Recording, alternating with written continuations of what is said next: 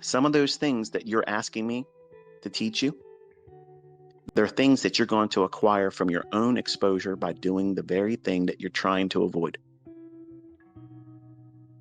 Think about that.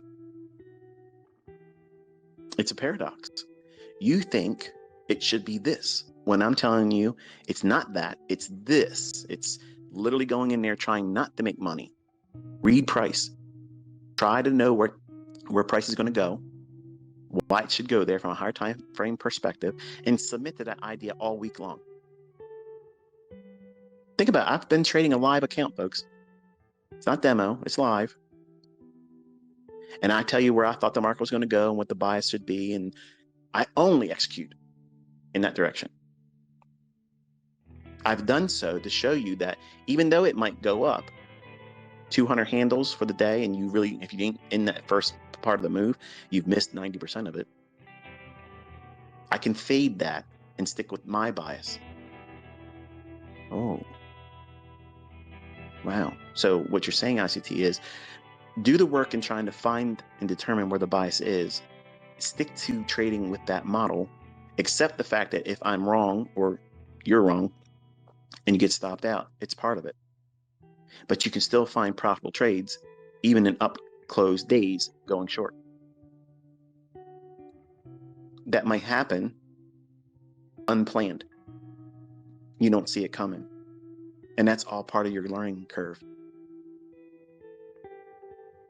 But over time, what's going to happen is you will get yourself aligned with the larger, higher time frame order flow, weekly and daily and 4 hour. If you trade in that direction, where is the market likely to draw to next? Where's the liquidity? Where is the inefficiencies? If you think about price like that, from weekly, daily, 4 hour, do most of your work on those charts. Spend most of your time in those 3 time frames.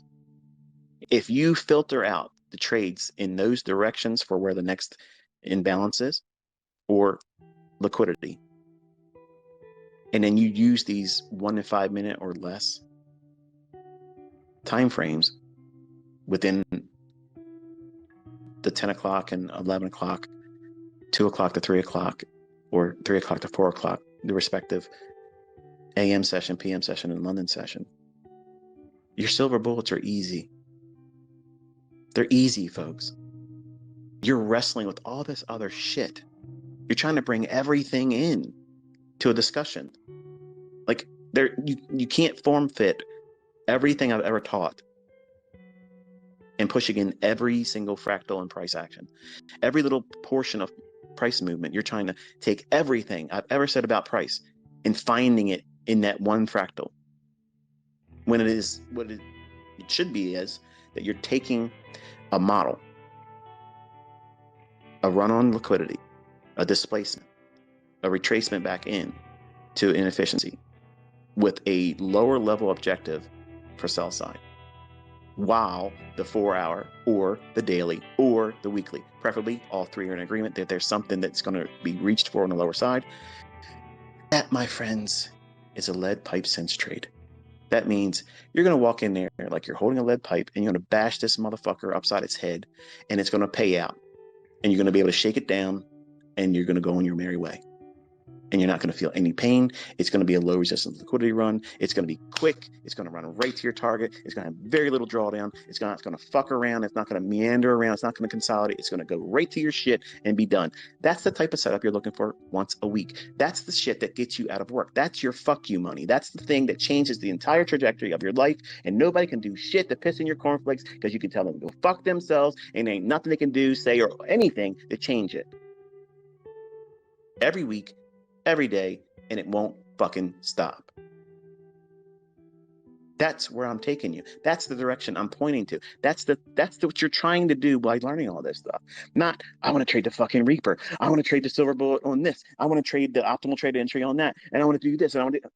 What the fuck? I have all that stuff, yes. But every day when I sit down, I want to go in and find a specific setup. Now, if I see something that jumps off at the time, oh yeah, I'll take that. Why wouldn't I? If you walk down the street and you have $100 bill on the sidewalk, you're going to pick up? You're going to say, fuck that, I ain't picking that up.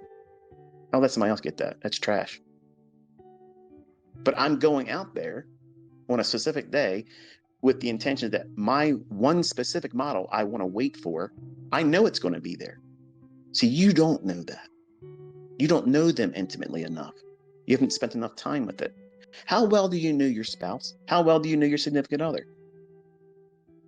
Some of you that know them very well, you can finish their sentences. As much as I hate that fucking shit, my wife will sometimes finish my sentences for me.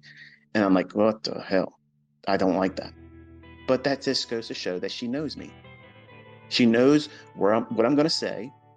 And I know before I'm not going to say it out loud because I can't stand it, but I'm finishing all of my kids and her sentences before she finishes them. I know what she's going to say before she says them because I can read her face.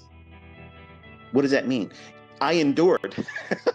I endured the relationship, all the ups and downs. Okay. I went through the process of being a good husband. So therefore I understand her. I know how to read her tape. Okay. Well, how's this market any different? You have to be around it enough. You have to give it love, and it's going to slap you around. In the beginning, it might cheat on you because you're not giving it enough attention. That's just the way it is. But you have to stick to it. Show the market that you are faithful and you're going to be monogamous with it. You're not going to give up to sports on the weekend. You're going to study the charts. She wants to know she's loved. Okay. In deference to the ladies, he wants to know you love him. Price, when you internalize it like that, you make it meaningful. You have a relationship with it. The markets are going to be much more meaningful to you, not adversarial. Now, some of you are laughing and are saying, oh, this guy's bullshit. But how many times have you said, this fucking market, fuck you, you give it the finger? You personified it there too. But what have you done? You vilified it. And now your subconscious sees every time you push that button, it's going to hurt you. See what's going on? But you never look at it that way, do you? No. Nope. Nobody's writing books like this.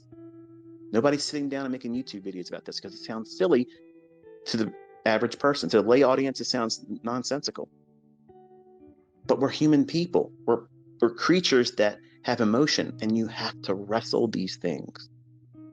In finding profitability, you have to go through all this bullshit to discover what makes you tick, what pisses you off, what gets your juices flowing, what makes you hot and ready to do whatever the hell it is, and you're recklessly going out there and taking any risk. What happens if you find where you mess up and you learn to dial back your risk or don't trade at all? And you find where your model is perfect for you and you're comfortable accepting the higher level risk. I'm not saying risk high, but let's just say, for instance, your highest threshold of risk is 1.5%, and you only trade that 1.5% on those instances, and you've learned that this is what constitutes the proper alignment for that because you have done it enough to know that this is really a good setup. So you don't know what a really good setup is for a silver bullet. You don't know yet. And if you're saying you do, you don't. You just learned it. You have to spend time with it. And you also learn how it'll be an integral part of learning how you can pyramid in larger moves. Some of you are discovering your model is the silver bullet. I have students that have already entered the trade at a higher level, and they pyramided in, and then they're adding one more in that fair value gap that's the silver bullet, because they know once it leaves that, Elvis has left the building. If you're not positioned, you missed it. You are chasing price then. Does that make the silver bullet trader only entering there inferior to the other traders? No. And if you think like that, you got to ask backwards. You need to pull your head out of your ass. That's not how you should be thinking about it. What fits you as a trader? What fits you? What fits your unique perspective on looking at price? And in finding a way to turn that into a cookie cutter. In the market, in price action delivery every day is the dough.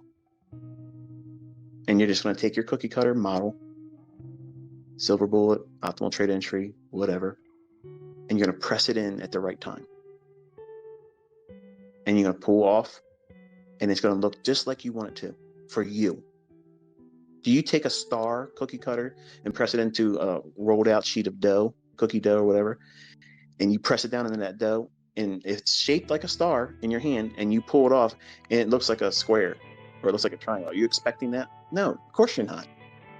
Your expectations are when you pull that cookie cutter off that dough, it's going to look like the star or very close to what the shape of that cookie cutter was. You trust it because you've pressed that into dough times before, dozens, hundreds, thousands, whatever it is. You're not putting any thought behind, you know, when you do this, this is what's going to happen. That's what your trading will become. When you have a model that you stick to, that you've found that fits your unique personality, it doesn't complicate things for you. I have PD arrays that are extremely complicated that you'll never learn, but they'll make you fucking millionaires. Now, let me backpedal. The silver bullet can make you a millionaire. The optimal trade entry can make you a millionaire. Breaker can make you a millionaire.